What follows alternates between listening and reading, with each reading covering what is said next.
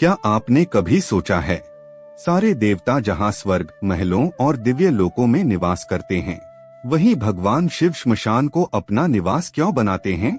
श्मशान, जहाँ हर दिन किसी न किसी का अंत होता है, जहाँ रोने की आवाज गूंजती है, जहाँ शरीर भस्म बन जाता है, जहाँ रिश्तों का अहंकार टूट जाता है, और ठीक उसी स्थान पर महादेव शांत ध्यान में विराजते हैं।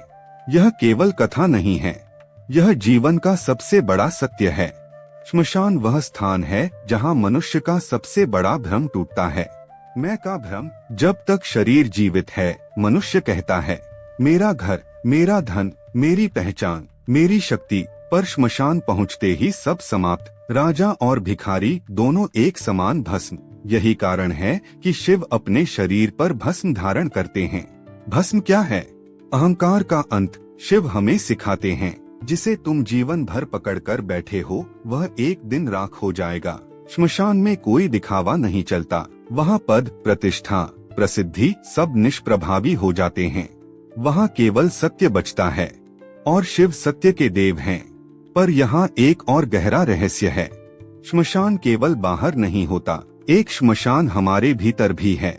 जब हमारा क्रोध जलता है, जब हमारी वासनाएं समाप्त होती हैं, जब हमारा अभिमान टूटता है, तभी भीतर का श्मशान जागता है, और उसी क्षण शिव प्रकट होते हैं।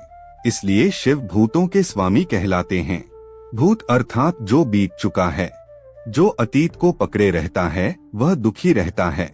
जो अतीत को भस्म कर देता है, वही शिव के निकट पहुंचता है। ध्यान दीजिए, शिव भयावह नहीं हैं, वे करुणा के सागर हैं। श्मशान में बैठकर भी वे संसार की रक्षा करते हैं। वे हमें मृत्यु से डरने नहीं देते। वे हमें सिखाते हैं, मृत्यु अंत नहीं, परिवर्तन है। जिस दिन मनुष्य यह समझ लेता है कि सब नश्वर है, उसी दिन उसका भय समाप्त हो जाता है। और जहाँ भय समाप्त, वहीं शिव आरंभ। शिव श्मशान में इसलिए रहते हैं क्योंकि वे हमें जीवन का असली चेहरा दिखाना चाहते हैं। वे हमें बताते हैं, जीवन को पकड़ो मत, उसे समझो। संपत्ति कमाओ, पर उससे बंधो मत। रिश्ते निभाओ, पर उनमें खो मत जाओ। सफल बनो, पर अहंकारी मत बनो, क्योंकि अंत में सब भस्म, और जो भस्म को स्वीकार कर लेता है, वही मुक्त हो जाता है।